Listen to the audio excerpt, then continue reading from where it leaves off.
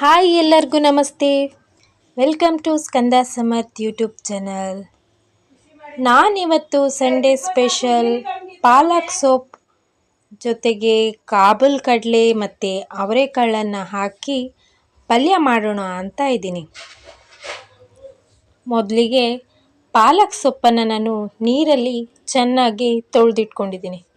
ಏಕೆಂದರೆ ಸೊಪ್ಪಲ್ಲಿ ತುಂಬಾ ಕಲ್ಲು ಮಣ್ಣು ಇರುತ್ತೆ, ಹಾಗಾಗಿ ಮೊದಲಿಗೆ ಕ್ಲೀನ್ ಮಾಡ್ಕೋಬೇಕು. ಕಾಳುಗಳನ್ನ ನಾನು ಮೊದಲೇ ಕುಕ್ಕರ್ನಲ್ಲಿ ಹಾಕಿ ಉಪ್ಪು ಹಾಕಿ ಬೇಯಿಸಿ ಇಟ್ಕೊಂಡಿದ್ದೀನಿ. ಇದಕ್ಕೀಗ ಬೆಳ್ಳುಳ್ಳಿ, ಈರುಳ್ಳಿ, ಸ್ವಲ್ಪ ಹಸಿಮೆಣಸಿನ್ಕಾಯಿನ ಒಗ್ಗರಣೆಗೆ ಅಂತ ಹೇಳಿ ಕಟ್ ಮಾಡಿ ರೆಡಿ ಮಾಡ್ಕೊಂಡಿದ್ದೀನಿ. ಈಗ ಕಾದಿರೋ ಬಾಣಲೆಗೆ ಸಾಸಿವೆ, ಬೆಳ್ಳುಳ್ಳಿ ಹಾಕಿ ಫ್ರೈ ಮಾಡ್ಕೊಳ್ಳಿ. ಇದಾದಮೇಲೆ ಈರುಳ್ಳಿಯನ್ನು ಸೇರಿಸಿ ಈರುಳ್ಳಿಯನ್ನು ಕೂಡ ಚೆನ್ನಾಗಿ ಫ್ರೈ ಮಾಡ್ಕೊಳ್ಳಿ. ಈರುಳ್ಳಿ ಬೆಳ್ಳುಳ್ಳಿ ಎಲ್ಲ ಚೆನ್ನಾಗಿ ಫ್ರೈ ಆದಮೇಲೆ ಹಸಿಮೆಣಸಿನ್ಕಾಯನ್ನು ಹಾಕ್ಕೊಳ್ಳಿ.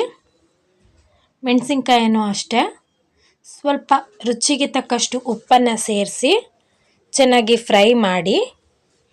ಚೆನ್ನಾಗಿ ಫ್ರೈ ಆದಮೇಲೆ ತೊಳೆದು ಇಟ್ಟಿರುವಂತಹ ಪಾಲಕ್ ಸೊಪ್ಪನ್ನು ಹಾಕಿ. ಹೀಗೆ ಸೊಪ್ಪನ್ನು ಫ್ರೈ ಮಾಡೋಕ್ಕೆ ಹಾಕ್ತೀರ ಅಲ್ವಾ, ಆಗ ನೀರನ್ನು ಹಾಕಬೇಡಿ.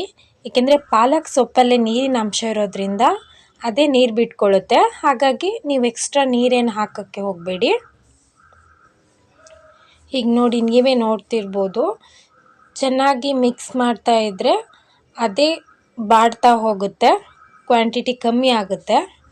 ನೀರನ್ನು ಹಾಕಬೇಡಿ.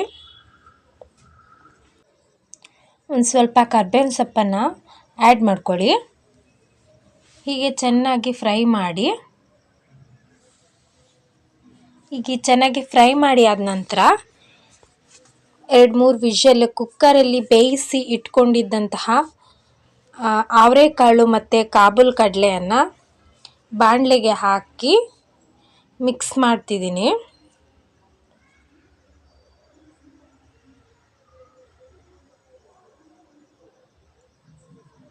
ಇದು ಆಲ್ರೆಡಿ ಬೇಯಿಸಿ ಇಟ್ಕೊಂಡಿರೋದು ನಾನು, ಹಾಗಾಗಿ ಸೊಪ್ಪು ಚೆನ್ನಾಗಿ ಫ್ರೈ ಆದಮೇಲೆ ಕಾಳುಗಳನ್ನ ಹಾಕಿ ಮಿಕ್ಸ್ ಮಾಡ್ಕೊತಾ ಇದ್ದೀನಿ. ಮತ್ತೆ 1 ನಿಮಿಷ ಚೆನ್ನಾಗಿ ಫ್ರೈ ಮಾಡಿ. ಹೀಗೆ ಎಲ್ಲ ಚೆನ್ನಾಗಿ ಮಿಕ್ಸ್ ಆದಮೇಲೆ ಬೇಕಾದಲ್ಲಿ ಚಿಟಿಕೆ ಉಪ್ಪನ್ನು ಸೇರಿಸ್ಕೊಳ್ಳಿ. ಅದಾದಮೇಲೆ ನಾನು ಕಾಯಿ ತುರಿದಿಟ್ಕೊಂಡಿದ್ದೆ, ಕಾಯಿ ತುರಿ ಮತ್ತು ಕೊತ್ತಂಬರಿ ಸೊಪ್ಪನ್ನು ಸೇರಿಸ್ತಾ ಇದ್ದೀನಿ. ಕಾಯನ್ನು ಹಾಕೋದ್ರಿಂದ ತುಂಬ ಟೇಸ್ಟ್ ಕೊಡುತ್ತೆ. ಹೇಗಿತ್ತು ಅಂತ ನೀವು ಒಮ್ಮೆ ಟ್ರೈ ಮಾಡಿ ಕಮೆಂಟ್ ಮಾಡಿ. ಇಷ್ಟ ಆದರೆ ಲೈಕ್ ಮಾಡಿ, ಶೇರ್ ಮಾಡಿ. ಯಾರೆಲ್ಲ ನನ್ನ ಚಾನಲ್ನ ಫಸ್ಟ್ ಟೈಮ್ ನೋಡ್ತಾ ಇದ್ದೀರಾ, ಪ್ಲೀಸ್ ಸಬ್ಸ್ಕ್ರೈಬ್ ಮಾಡ್ಕೊಳ್ಳಿ, ಸಪೋರ್ಟ್ ಮಾಡಿ. ಇದು ತುಂಬ ಹೆಲ್ದಿ ಫುಡ್ ಕೂಡ, ನೀವೆಲ್ಲ ಒಮ್ಮೆ ಟ್ರೈ ಮಾಡಿ ಆಯಿತಾ. Thank you for watching. Please ನನ್ನ ಚಾನಲ್ಗೆ ಸಬ್ಸ್ಕ್ರೈಬ್ ಮಾಡಿ, ಸಪೋರ್ಟ್ ಮಾಡಿ. ನೋಡಿ, ತುಂಬ ಚೆನ್ನಾಗಿ ಬಂದಿದೆ.